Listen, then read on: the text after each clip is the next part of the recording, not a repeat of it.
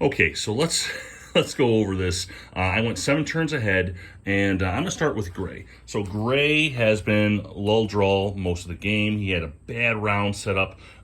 He was in Africa and South America. He got kicked out of South America by Yellow. He does have one Lonely Explorer there, but he doesn't know if he's going to use him at all. At one point, Blue and Gray, they were making arrangements, but Gray at one point backstabbed him and took over the little steel, what's it called, a rare metals segment here, and it worked. It was a gamble, but it worked, and he kicked him out of Africa. So now Gray has the opportunity to kind of sweep in, and there's really nothing Blue can do. Blue went north to fight the Red Horde, and it didn't pay out well for him because now he's losing his holdings in Africa. So now going to Yellow. Yellow, surprisingly, while he doesn't have a much, been making a lot of money. He's been hitting it with the rare resources. You get $15 whenever you have a critical resource. So he had a very lucky couple of turns. He made a lot of money, and he came back. He kicked out Gray, took over this region. He kind of went up into North America from the south, into California, into Mexico, and he's got some riches up there. Red was being a tyrant, and he was all over the board, but he lost because he got stretched way too thin. So now Red is just barely holding on to the Americas now. He has a couple of holdings way up north there in Canada, but that's about all he's got. Red, at one point, almost dominated all of Asia, but then Green and Blue got together and started kicking the crap out of him. But after Blue, being the good guy as he was winning, Green kind of came back and inched him out over here in, Western Europe, I'd say. So, yeah, so there was a lot of backstabbing going on. But now that the resources are kind of getting discovered, everything's kind of getting settled, people are starting to finally kind of slow down. They're starting to, relax with the battles. Red has been very cautious. He lost a lot. He gained some back, but he actually lost a lot of his empire. So he's just coming back now.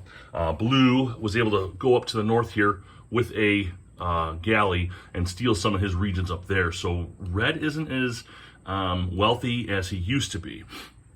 Green, barely holding on. He's just got a couple of regions here. Okay, Blue is sporadically placed all over. Now he has the Gray threat down south. If Gray decides to go in, he's definitely going to take on Nigeria here for the diamond mines. I mean, there's no way about it. Blue took over basically all of Australia, and he moved into here and took Mekong, which didn't produce anything, but now he has a landfall, so he can go ahead and build units there.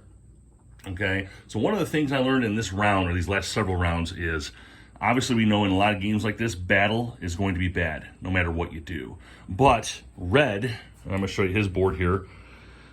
Now, he had a lot more cities, but he lost a lot of cities. He also had a bunch of monopolies. He lost those too. But where Red is winning in this game, and I'm starting to see that, is all his technologies. Now, we're in the medieval era, so all the ancient technologies are done or over with. The wonders are done. But he owns the trebuchets, he owns the cathedrals, he owns the man-at-arms, and he owns the knights. He basically has a monopoly on military, plus a little bit of the happiness here. So every time somebody builds a unit against him, he's making $5 a piece. That's huge. So this is where the game is your strongest, is when you own technologies. When you own technologies, you literally you're just stealing money everywhere. And that's where the secret is. Now, we are really, really close to, let me show you the tech tree. We are extremely close to the gunpowder era. We're only one away. It's just a matter of time and money. I mean, this last couple of rounds was just a lot of defensive buying, purchasing of units, because, again, everybody lost so much. But we are damn near at the end of the medieval era. We're going to go into the gunpowder industrial era. And then that means, and that's what's cool about this game, that means once you go into the gunpowder era, all of these are now useless. He doesn't collect any money for those. That's just a thing you can purchase.